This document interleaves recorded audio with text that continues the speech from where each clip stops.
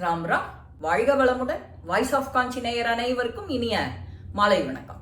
இன்னைக்கு நாம என்ன பார்க்க போறோம்? விநாயகர் சதுர்த்தி. விநாயகர் சதுர்த்திக்கு தலையில நாம ஏன் குட்டிக்கிறோம் அப்படிங்கிற ஒரு சின்ன விஷயம்தான். அதை பத்தி தெரிஞ்சுக்கலாம். ஆகஸ்ட் 27 புதன்கிழமை விநாயகர் சதுர்த்தி 2025. அந்த பண்டிகை அன்னைக்கு விநாயகருக்கு என்னென்ன பிடிக்குமோ, மோதகம், அப்பம், பொரி, அவள், சுண்டக்கடலை, இதெல்லாம் பண்ணுவோம் நிவேதனம்.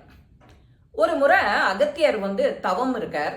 இவர் என்ன பண்றார்? காக்க உருவத்துல அந்த கமண்டலத்துல இருக்கிற தண்ணிய கொட்டிடுறார். காவேரியில பெருக்கெடுத்து ஓடுறது. இவரால் ஒன்றும் கண்ட்ரோல் பண்ண முடியல, இவருக்கு தெரியல.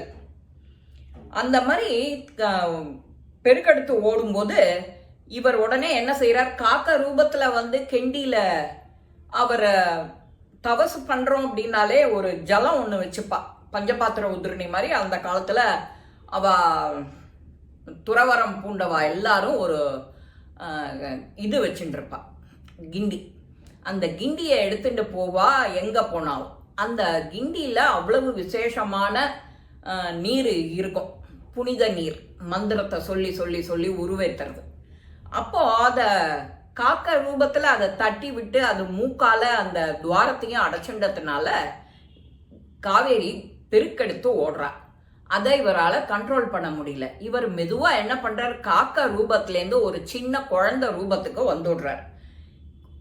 எழுந்து இவருக்கு முன்னாடி நிக்கிறாரு. இவர் அகத்தியருக்கு முன்னாடி சின்ன பையன் தானே வர்றார் அப்படின்னு கைய ஓங்கி குற்றத்துக்கு போறார்.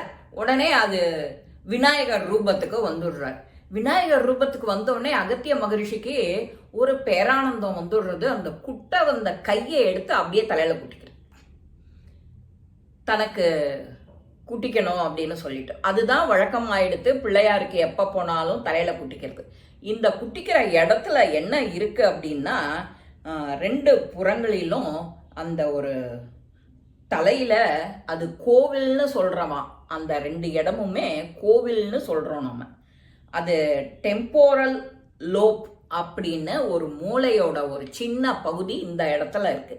அந்த இடத்துல என்னென்ன ஸ்டோர் ஆகும் இந்த 2 பக்கத்துலையும் அப்படின்னா, காதுகளுக்கும் மண்டை ஓட்டுக்கும் நடுப்புற இருக்கிற அந்த பகுதி இந்த உணர்ச்சிகள் எல்லாம் நிர்வகிக்கிற ஒரு புள்ளியா தோன்றது. அந்த புலன்கள், நம்ம 5 புலன்கள்ல இருந்தும் தகவல் வேக வேகமா போறது, நமக்கு மூளைக்கு போறது அப்படின்னா இதில் சேமிப்பு கடங்கா இருக்கு. நம்ம முன்னாடி படிச்சது, தாத்தா பாட்டி சொன்னது, எல்லாரும் சொன்னது ஸ்டோர் பண்ணிக்கிற இடமா ஆயிடுறது. இதனாலதான் அந்த இடத்த குட்டிக்கிறதுக்கு புத்துணர்ச்சி கிடைக்கும். தினம் நீ படிச்சது நன்னா மண்டையில இருக்கு அப்படிங்கிறதுக்கு தெரியணுங்கிறதுக்காக. அதனாலதான் பிள்ளையார், நம்ம எந்த ஒரு செய்யணும்னாலும், காரியம் செய்யணும்னாலும் பிள்ளையார் பூஜை பண்ணுவோம். பிள்ளையார் கோவில் எல்லா இடத்துலையும் இருக்கும். ஒரு காலனின்னா நிச்சயம் பிள்ளையார் இருக்கும். அரச மரத்தடி பார்த்தேன்னா ஒரு பிள்ளையார் இருக்கும்.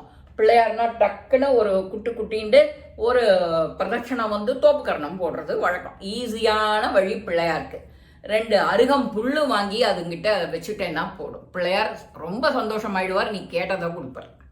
இது ஆகஸ்ட் 27 புதன்கிழமை சதுர்த்தி 2025க்கான விநாயகர் சதுர்த்தி. விநாயகர் சதுர்த்தினாலே எல்லாருக்கும் பிடிக்கும். அதுக்கு ஈஸியான நிவேத்தியம்தான் அப்பம், அவள், பொரி, சுண்டக்கடலை, மோதகம்.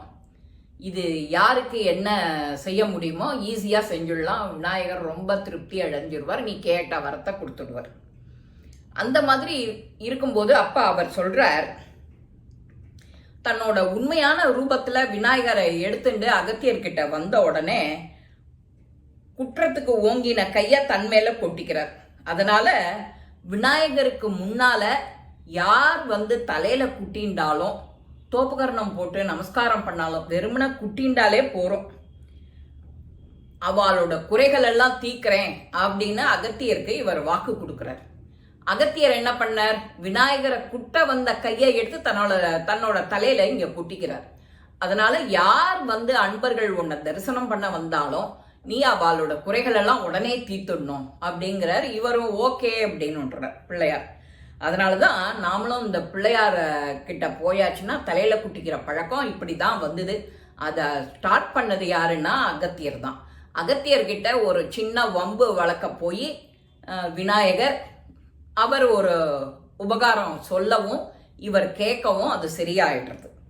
அதனால தான் அந்த நரம்பு உணர்ச்சிகளெல்லாம் நமக்கு தூண்டுற மாதிரியும் அந்த எனர்ஜியை நம்ம எல்லா பாகத்துக்கும் கொண்டு போகிற மாதிரி இந்த தலையில் குட்டிக்கிறது வழக்கமாயிடுது. இந்த விசேஷமான பதிவை நீங்கள் எல்லாருமே கேட்டிருப்பேன்.